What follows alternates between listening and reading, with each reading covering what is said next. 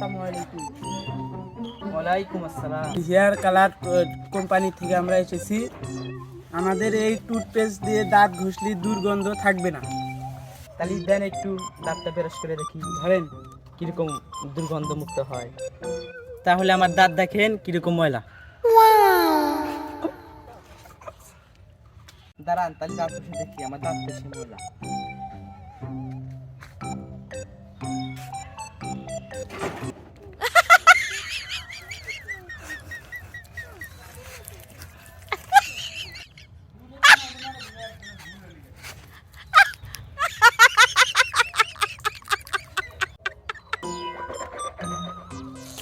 হ্যাঁ, আমার মুখটা শোকে। তাহলে দাঁড়ান, আপনি আমার মুখটা শুকে দেখেন।